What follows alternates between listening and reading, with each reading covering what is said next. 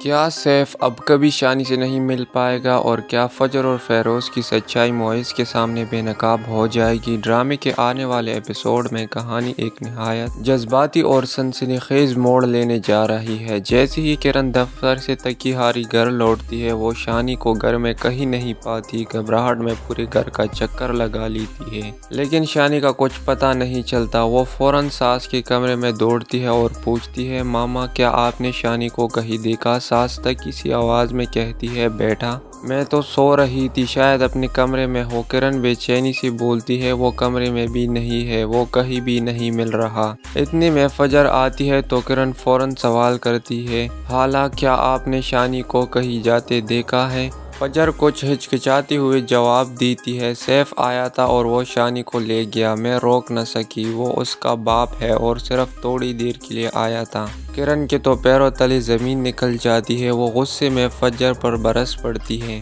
کس نے آپ کو اجازت دی کہ وہ شانی کو یہاں سے لے جائے؟ عدالت نے ایک وقت مقرر کیا ہے، آپ نے غلط کیا۔ کرن فوراً گاڑی میں بیٹھ کر سیف کے گھر پہنچتی ہے، جہاں وہ دیکھتی ہے کہ سیف شانی کے ساتھ کھیل رہا ہے۔ وہ اندر داخل ہوتی ہی شانی کو زور سے کھینچتی ہے اور سیف سے سخت لہجے میں کہتی ہے، خبردار اگر آئندہ تم یا تمہاری ماں نے شانی کو یہاں بلانے کی کوشش کی تو میں کورٹ سے تم پر ہمیشہ کے لیے پابندی لگوا دوں گی۔ سیف نرم لہجے میں کہتا ہے، یہ میرا بیٹا ہے، میں صرف تھوڑی دیر کے لیے ملا ہوں۔ مگر کرن غصے سے کہتی ہے، اب 2 گھنٹے بھی نہیں ملنے دوں گی، تم شانی سے کبھی نہیں مل پاؤ گے۔ وہ شانی کو لے کر واپس آ جاتی ہے، مگر گھر آتی ہی شانی کا رویہ کرن کے دل کو چیر دیتا ہے۔ وہ روتے ہوئے کہتا ہے، مجھے یہاں نہیں رہنا، مجھے بابا کے پاس جانا ہے، یہاں کوئی مجھ سے پیار نہیں کرتا، انکل فیروز ہمیشہ مجھے ڈانٹتے ہیں۔ کرن کی آنکھوں سے آنسو نکل پڑتے ہیں، وہ شانی کو گلے لگا کر کہتی ہے، بیٹا سب تم سے محبت کرتے ہیں، پلیز ایسا نہ کہو۔ لیکن شانی بار بار دادی کے پاس جانے کی ضد کرتا ہے۔